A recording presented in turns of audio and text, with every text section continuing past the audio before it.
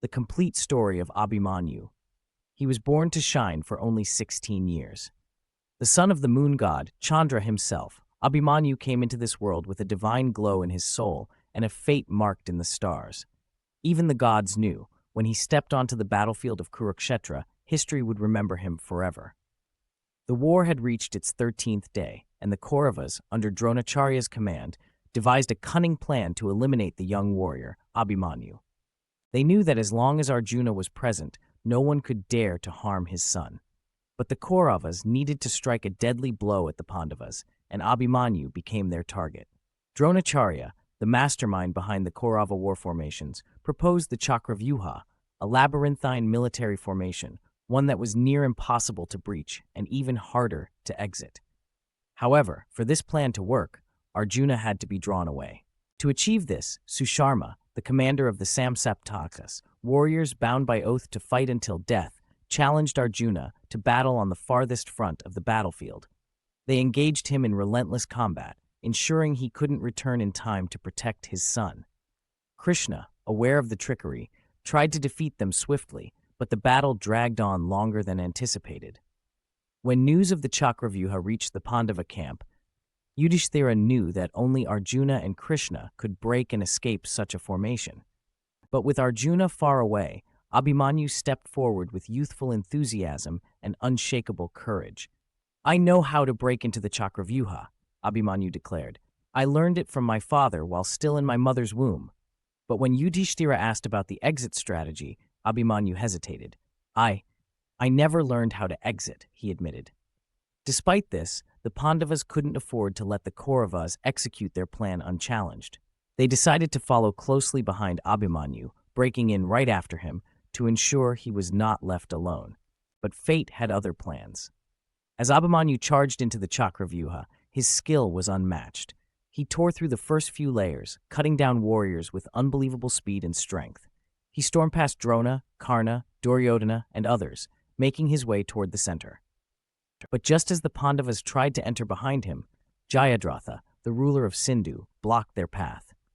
Blessed with a boon from Lord Shiva, Jayadratha was invincible for one entire day against all Pandava warriors, except Arjuna. No matter how hard they tried, the Pandavas couldn't penetrate the formation. Abhimanyu was trapped.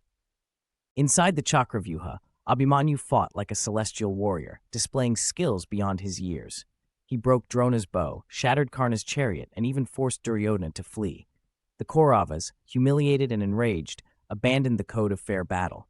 Drona, Karna, Ashwatthama, Kritavarma, Duryodhana, and Shakuni surrounded Abhimanyu, ensuring he had no escape. They struck him from all sides at once, attacking in a cowardly manner.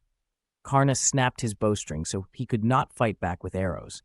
Drona's warriors killed his charioteer, leaving him stranded. Ashwatthama destroyed his sword and shield, forcing him to fight barehanded.